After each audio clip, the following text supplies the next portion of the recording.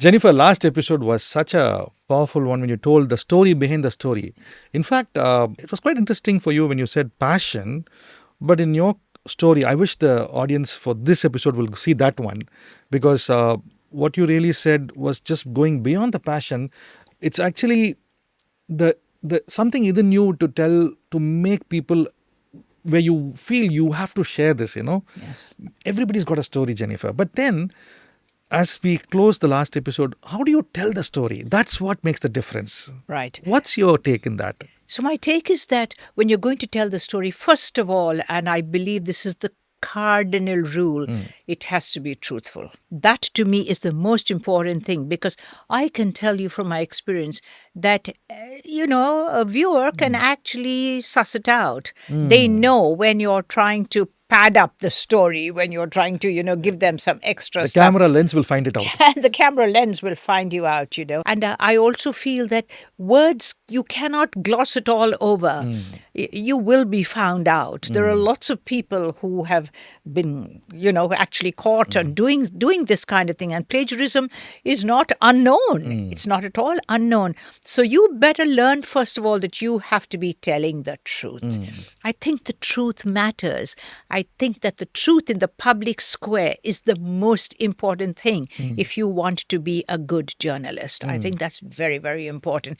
So when you tell the story, is there credibility? Are you telling the truth? Are your sources absolutely above board? Are you telling the story to make an effective appearance on the screen? This is something that you have to guard against. You have to guard against that, yes. There's a lot of pressure, especially for today's YouTubers and people who are wanting to tell the story. And in a way, unlike those days, today, platform is available. Earlier, platform was not available. Sure. I remember the days when you were there, Doordarshan was the only platform, and today you have a lot of platforms. But then there's always a pressure for the storyteller to say, I want others to watch my show. So how does that, how do you overcome that? You know what, you want to be genuine one side, you don't want to be loud. At the same time, how do you make it watchable and shareable, and how do you make the story enjoyable? I think that depends very much on your own personality, Ashvin, because there are lots of people, and as a journalist, believe you me, you can become very arrogant and you can become very nasty, you can be very aggressive, you can be oppressive, you can be everything that you want to be. But at the end of the day, if you want people to listen, they are going to suss you out. The viewer is going to know that you're doing this for effect, you're adding these few extra words. And nowadays, if you watch a lot of the television that is available to us, you find that the journalists are yelling and screaming and getting hysterical and want to shock. It is not the intention, I believe, that you have to shock your audience. Tell them the truth. Let them make up their minds.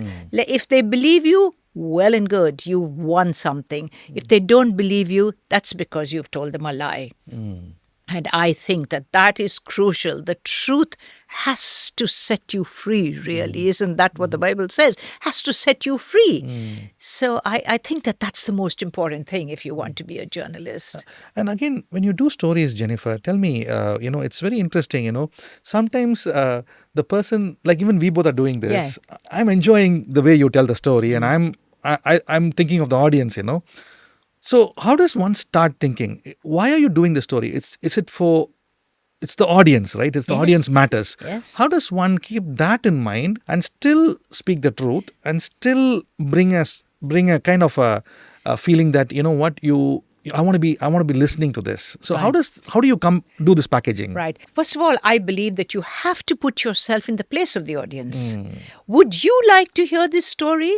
Would you like to see these details? Right. Now, if you take the air crash story, since we are talking about that at Ahmedabad, day before yesterday, the papers, one whole sheet of the paper were all these little stories about a family in the Northeast who lost their daughter, about a lady who was going to London to meet her husband as a surprise gift for his birthday.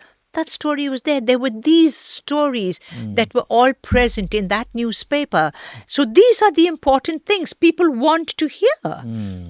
I mean, how much can you go on hearing about the investigation, about the engines, about the flaps, about the wheels, about whatever happened? I mean, God bless those poor pilots and everybody else. May they really rest in peace. But at the same time, it was these little heartwarming stories. They're really heartwarming because it makes you think, it makes you relate immediately to that family. It makes you relate. And I think that is very, very, very important. So does the audience want to hear this? So therefore, if they want to hear it, then they deserve you to tell them. They are looking at you to tell them that story. I might sound old-fashioned as a journalist as we sit here and talk, but I do believe that that's what journalism is all about. So that's the heartbeat. That's the heartbeat of it. Do they want to hear you? If they want to hear you, if they trust you, they are going to listen to you. And that is a very important factor in journalism. Does your audience, does your viewer trust you? The other question I wanted to ask you, Jennifer, is also in storytelling, you don't have, I mean, of course, print is one side, but in the visual side, it's always time constrained. You have a fantastic story, but you know what? You have 3 minutes. You have 5 minutes. You have 2 minutes. Yes. How do you package this? That's a very important point because, for instance, in NDTV, when we started off there, we used to do stories of 3 minutes each story. And we thought that was wonderful. Oh, that was a long time. But suddenly, Dr. Roy said, no, I don't want these 3 minute stories. I want you to give me a 1.5 minute story. Now, that's the essence of brevity, really, when it That's comes almost to like a trailer. Yes, it's like a trailer, literally. So then you have to cut down everything. So you have to decide what is the most pertinent, the most salient point that you have to put in that story. Did the plane leave on time? Was there any other problem? You've got to put it very precisely. It has to be so concise. You don't have the luxury of time. We have the luxury of time as we sit here today or on any other show, like Going Beyond, for instance. I do have half an hour on that program.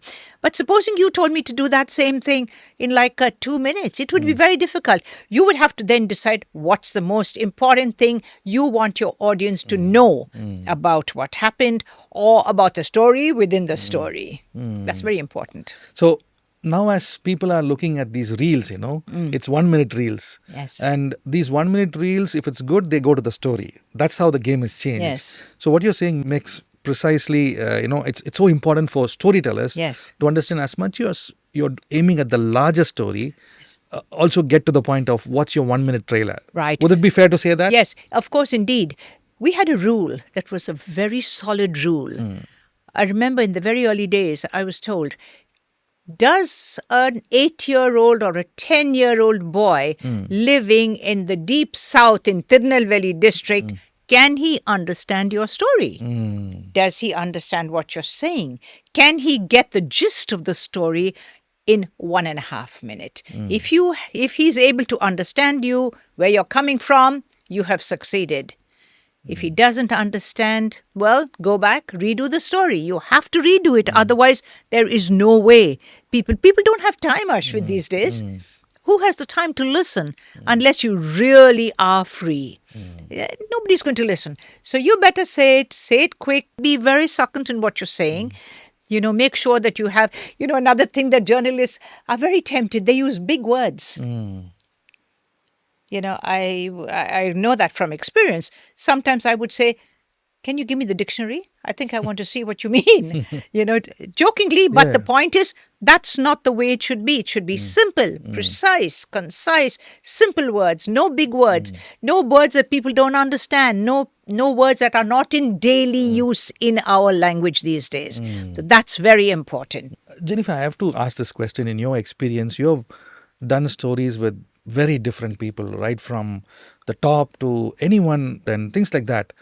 But I'm just thinking, how do you really approach a story, especially when you're dealing with when you know the story, when you know the person to deal with the story is a different angle. Yes. But when you go to a village, it's a small shop. You want to make a story from that small shop. That's a different DNA, So you might be meeting a chief minister. Yes. That's another aura itself. Yes. But then a man on the shop who's nobody also can become a talking town. Yes. So it all depends on how you tell the story. Yes, Correct? So in the yes. next episode, we're going to dig kind of behind the story. Fine. How do you Yeah. handle from this end to that end? Both are stories and both are humans. Yeah. How do you get that emotion? How do you get that pulse? How do you decide on the spot, you know what, this is how much I'm going to draw and this is what the audience would really enjoy. At the same time, speaking truth. So we're going to find out more about that, Jennifer, from your rich Okay. experience. Right. But I'm really enjoying this, and I'm sure Thank you. people who are seeing this are taking key points, because you're talking about passion, you're talking about what's the story behind the story, you're also talking about what it takes to be a great storyteller. Yes, and the truth. And the speaking to the truth. And what's the emotional? I think I like what you said. If you are not convinced, if you don't do your research and you're not convinced, you can't come there and fake it out. Can't pretend. You can't pretend, because the lens will find you That's out. right. The That's lens will know whether you're a genuine or you're a fake. That's right, yes. That's what you're trying to tell. Yes, So be correct. genuine is what you're saying. Yes. But in the next episode, I'm waiting to find out how do you handle the different personalities of your guest. Okay. But I'm really enjoying this Thank whole you. episode. I'm looking forward for the next episode in Let's Talk Influence.